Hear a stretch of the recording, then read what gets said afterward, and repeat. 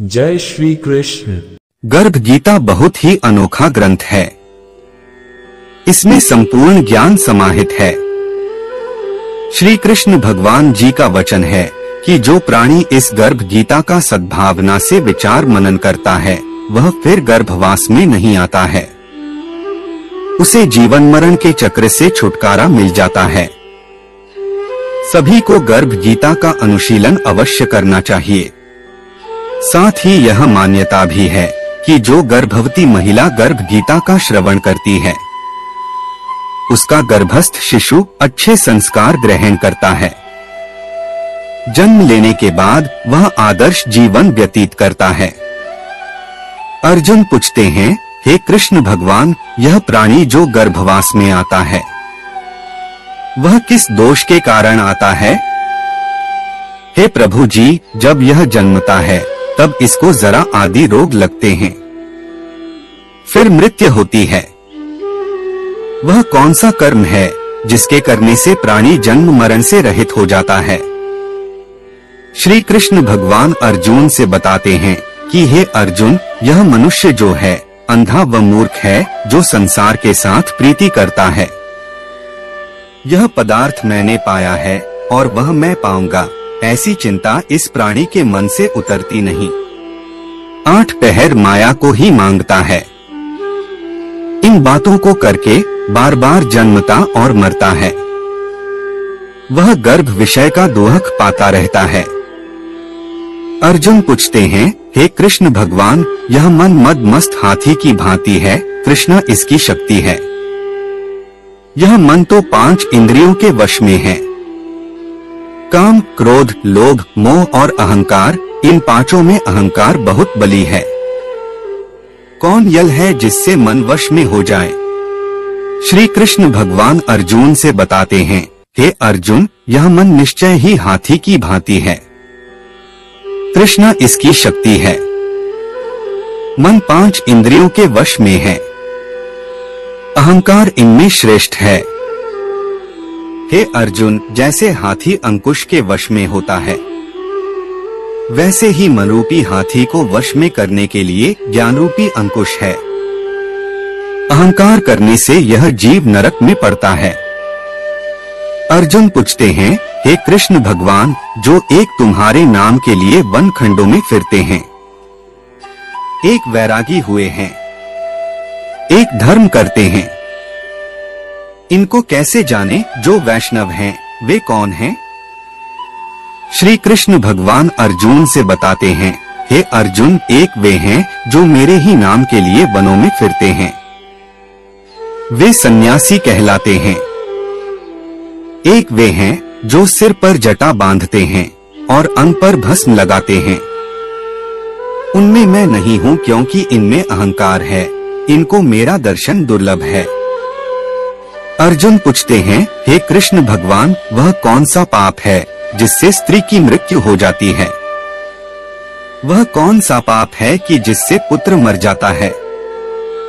और नपुंसक कौन पाप से होता है? श्री कृष्ण भगवान अर्जुन से बताते हैं, हे अर्जुन, जो किसी से कर्ज लेता है और देता नहीं, इस पाप से उसकी औरत मरती है।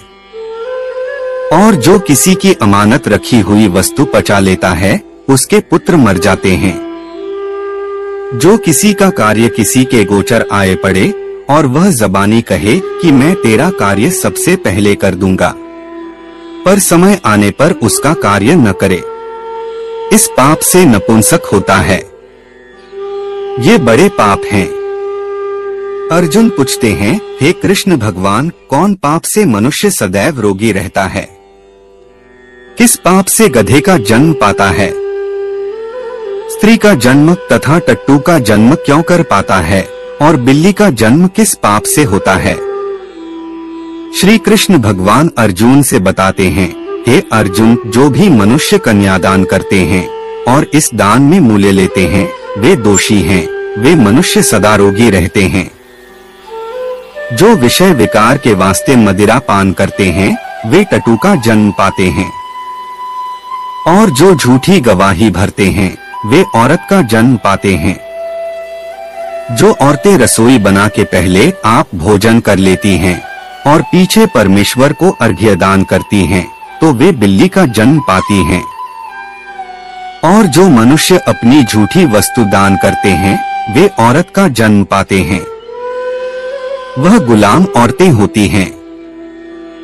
अर्जुन पूछते हैं, हे कृष्ण भगवान, कई मनुष्यों को आपने सुवर्ण दिया है, उन्होंने कौन सा पुण्य किया है? और कई मनुष्यों को आपने हाथी, घोड़ा, रथ दिए हैं, उन्होंने कौन सा पुण्य किया है? श्री कृष्ण भगवान अर्जुन से बताते हैं, हे अर्जुन, जिन्होंने स्वर्ण दान किया है, उनको घोड़े वाहन मिलते हैं। जो परमेश्वर के निमित्त कन्यादान करते हैं, वो पुरुष का जन्म पाते हैं। अर्जुन पूछते हैं, हे कृष्ण भगवान, जिन पुरुषों के अंदर विचित्र देह है, उन्होंने कौन सा पुण्य कार्य किया है? किसी किसी के घर संपत्ति है, कोई विद्यावान है, उन्होंने कौन सा पुण्य कार्य किया है? श्री कृष्ण भगवान अर्जुन से बताते हैं, हे अर्जुन, जिन्होंने अन्नदान किया है, उनका सुंदर स्वरूप है। जिन्होंने विद्या दान किया है, वे विद्यावान होते हैं। जिन्होंने संतों की सेवा की है, वे पुत्रवान होते हैं।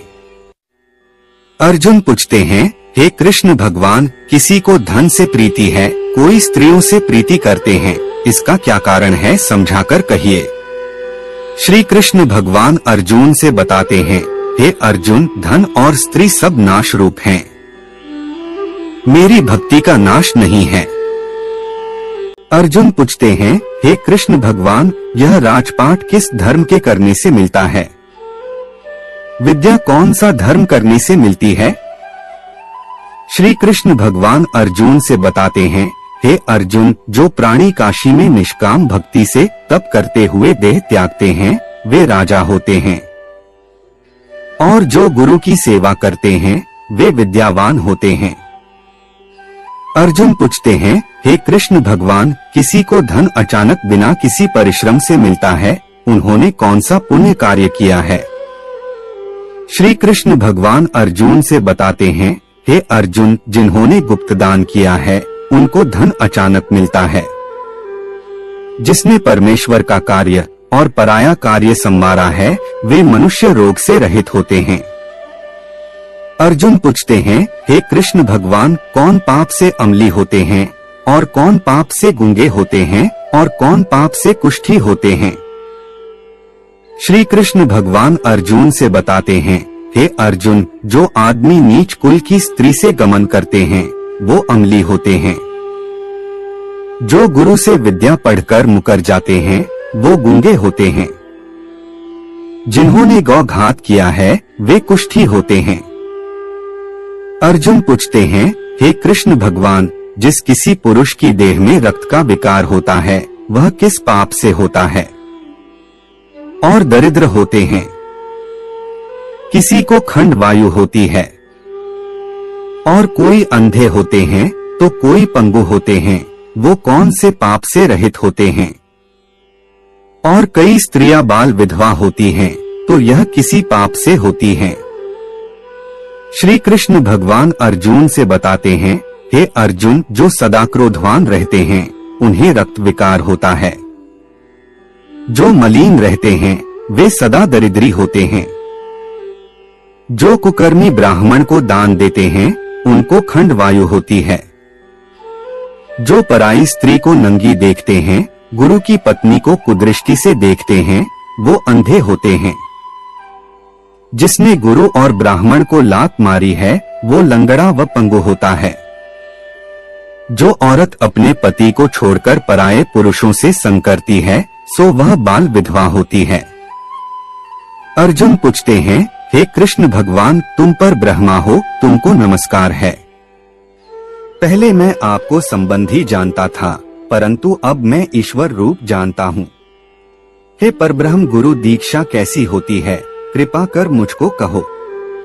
श्री कृष्ण भगवान अर्जुन से बताते हैं, हे अर्जुन, तुम धन्य हो, तुम्हारे माता पिता भी धन्य हैं, जिनके तुम जैसा पुत्र है। हे अर्जुन, सारे संसार के गुरु जगन्नाथ है। विद्या का गुरु काशी, चारों वर्गों का गुरु सन्यासी है। सन्यासी उसको कहते हैं जिसने सबका त्याग करके मेरे विषय में मन लगाया है, वो ब्राह्मण जगत गुरु है। हे अर्जुन, यह बात ध्यान देकर सुनने की है।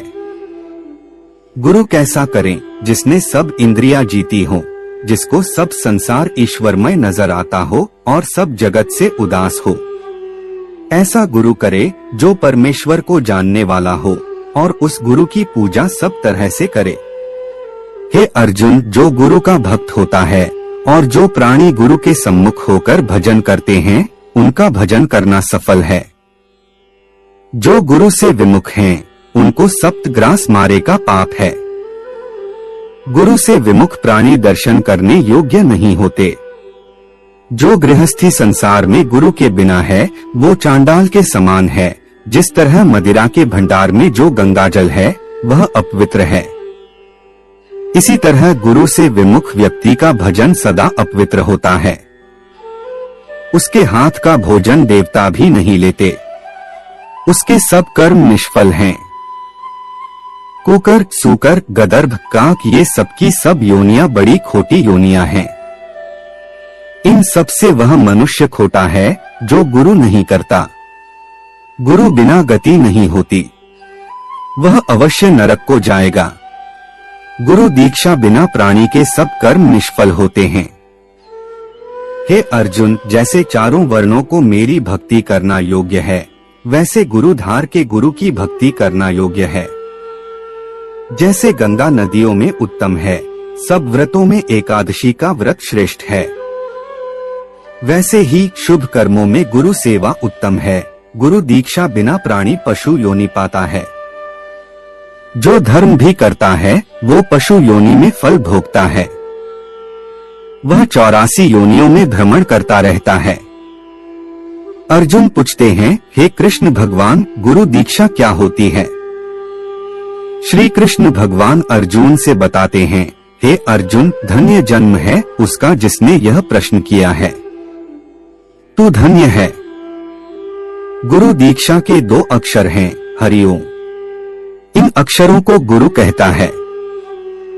यह चारों वर्णों को अपनाना श्रेष्ठ है।